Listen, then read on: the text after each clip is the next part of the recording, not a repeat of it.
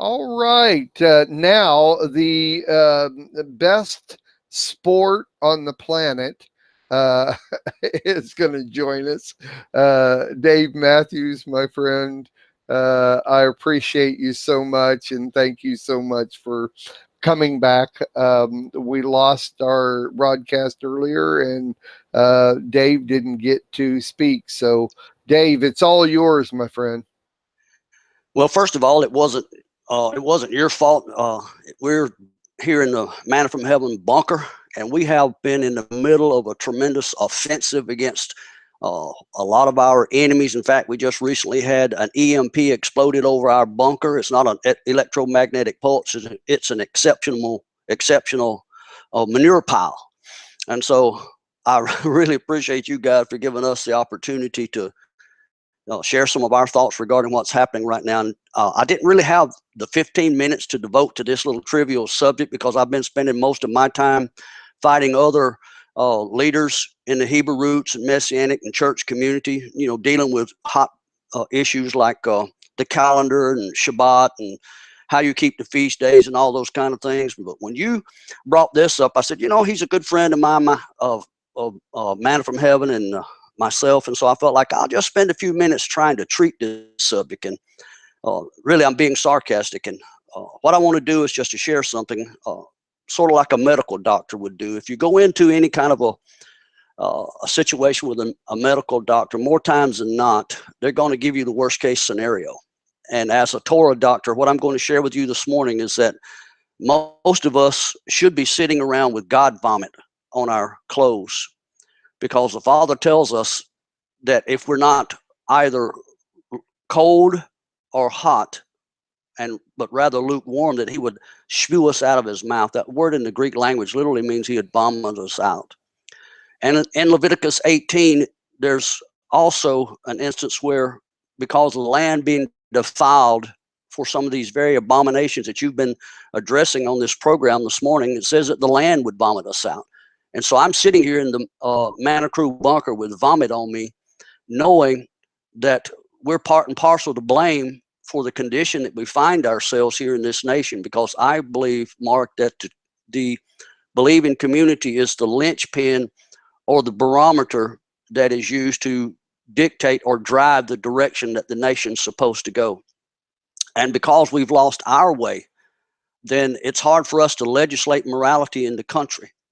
And that's one of the reasons, and I've spent a lot of time inside the school systems working with the youth, and one of the main things that I hear people talk about is restoring prayer back in the schools, and those same people don't allow prayer in their own homes. They don't spend the time praying and seeking the Father. And so when we deal with these kind of subjects, with sexual immorality, I was a victim of these kind of things as a young kid coming up, and until I got physically big enough that I could fight and deter some of the things that was taking place. And so it's repugnant to me. And I believe it's also repugnant to our Creator. And we often refer to these abominations, these sexual sins that we're talking about, as just that, an abomination. But I found it kind of curious in Proverbs when the writer of Proverbs lists the 7 abominable things that God hates. These are not one of them. What he says is he hates a proud, haughty spirit, a lying tongue, hands that shed innocent blood, and feet that are quick to spread mischief and gossip and backbiting and rumor mongering. And I thought, oh my goodness, maybe we've lost our focus, and maybe we need to start doing some house cleaning. And I'm not saying we neglect these hotbed issues, but maybe we should start doing some house cleaning ourselves and some self-examination, which is really difficult. And I was reminded of Jeremiah 29:11. And in that verse, the Father is speaking to us in the first person, and he says, I've got plans for you, and they're plans for good and not for evil. Well, my goodness, if we look at what's happening with this HR5 bill, it looks like a scheme that's birthed out of the bowels of hell. But Father says that he has plans. He didn't distinguish between the good and evil there. He just said that they were for good and not for evil. So this has to be part of the plan he has for us as a community of believers. And I firmly believe that the purpose of these kinds of incidents is literally a slap across the jaw of those that call ourselves believers, in order to get our attention and to wake us up, to sober us up, if you will. Because what's happening, we're like the strong man Samson that's lying in the lap of Delilah. And if you go back and look at who Delilah was and what her name literally meant, it indicates one who was willing to delude and seduce. And here you have a man who was supposed to be the most powerful man on the earth, and he is seduced by sexual immorality. And then I think, oh my goodness, as a marriage and family counselor, I deal with predominantly individuals inside the believing community, and about 95% of men in the church, the believing community, and that includes Hebrew roots and everybody with that broad brush, about 95% either participate in currently, have participated in, or currently are struggling with pornography, sexual issues.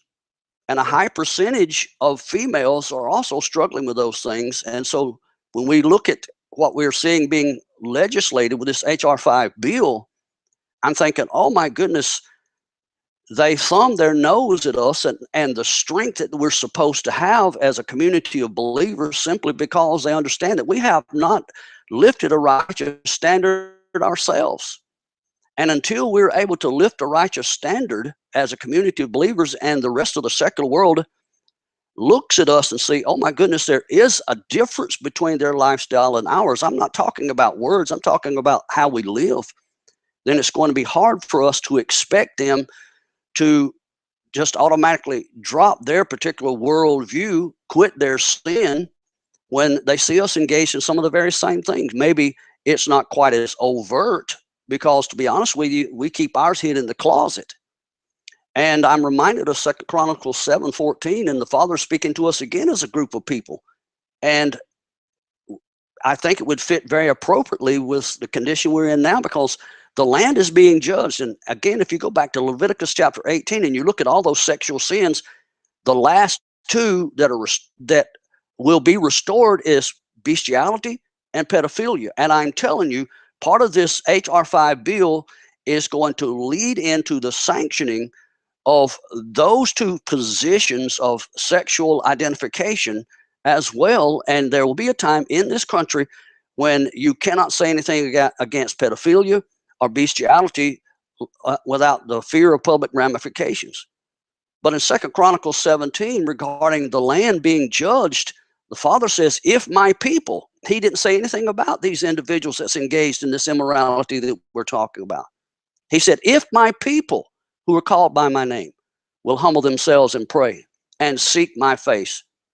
And did he say, talk to other people about turning from their wicked ways? He said, no, turn from their wicked ways. And then he said, then I will hear from heaven and I will heal their land.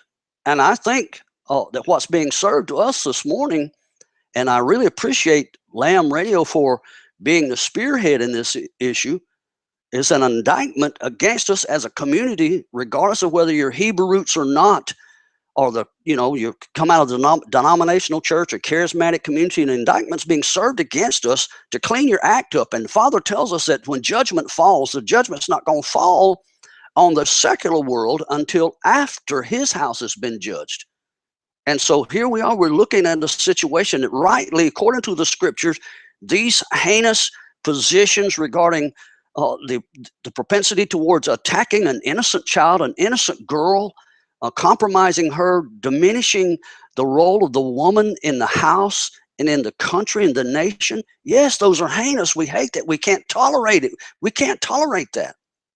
But until such time as we begin to cultivate the right kind of relationship in our own home, where the standards are such that we have righteousness and honesty and integrity in our house, and we exemplify those things, how can we expect the rest of the world to look at us and say anything different? And again, it's ironic that we find ourselves in this war against what's going on with this HR5 bill, now teamed up with some of the very ones that were honestly kind of enemies with the church. For instance, the feminist movement. Oh my goodness, the feminist movement that began in the 60s and 70s, their whole mindset was to promote the woman and help to, take off some of the shackles that society had placed on the role of the female, and to and to, give the female equal rights in the social world, in the community. I understand. I'm all for that. And I think that the Torah does. But all of a sudden now we see that there's even a more heinous and disguised camouflage foe that's coming out of the woodwork, that's now attacking the structure of the roles that the feminist movement had tried to raise up, and to literally destroy the role of the female. And so those that were at one time enemies with us have kind of become our friends in this fight. The enemy of my enemy becomes my friend. But all we're seeing is an about face, or a role play of what we saw in Genesis chapter 3. We see the role of the woman being attacked. Why? It's because the woman houses the seed. And if there's no opportunity for us to reproduce a godly seed, then there's absolutely no way that we can propagate the race and forget about the rest of the church. Because if we don't understand that as the bride of Messiah, that we have to receive his seed in the same fashion, then we're really doing the same thing that the secular world's doing. And so it's concerning to me. But on the other hand, I'm excited by seeing these things happen, because I believe that Father's given us a wake-up call. And I'm convinced that what's happening now, as we're addressing these things, that we're being shaken. And that's what we're told in Hebrews, that there's going to be a great shaking. And I'm excited about that, because as long as we're in this lackadaisical, lethargic, don't rock my boat world, then we're not going to change. We're not going to get aggressive with these kind of situations. And that's why we have them where they're at now. That's why we're having to deal with these issues, because we've been silent too long, complacent too long. And we've had such low self-esteem and a poor self-image that we've been afraid to address these kinds of things. And I firmly believe it's because there were so many things in our own lives that we have refused to deal with. And so this is a wake-up call for us. This is a wake-up call for us as a community of believers to get our house in order first, and to begin to expect Abba to bring these kinds of things on the nations. And I'm just here to tell you, I love this country. I love this country. Amen. But it's at the point now to when if we don't do something first in our own homes, because if you can't affect the nation if you don't do it at home, then my goodness, the land's going to vomit us out. Amen. And we can't blame them. The blame lies fully on ours. And I appreciate the opportunity. I thank you guys for giving me the privilege, and the others that is on here. It's been phenomenal this morning. I think this is a call to repentance, and I think it's a call to prayer, and I think it's a call to action. And thank you, Lamb Radio, for spearheading that. You're more than welcome. I tell you, it really boils down to getting one's own house in order before you can say anything against any other house. But we're putting together what we can, and like I just told John and Sandy earlier, this ain't over. It's not expected. I mean, even if it does pass the Senate, which we're not expecting it to, we've already heard that Trump will veto it. We've already heard that. We understand. Yet still using the HR5 bill as an opening our eyes, and that's why I called this a reveal conference. It's revealing what is going on, and step by step, even if it doesn't pass, which we don't think it will, they'll just come in with another one and another one and another one, which I'm sure Dr. Dina Dye is very versed on too, coming up next. So thank you very much, Dave Mathews. You are truly respected. My pleasure. And I value your opinion very much. So thank you, sir, for joining us.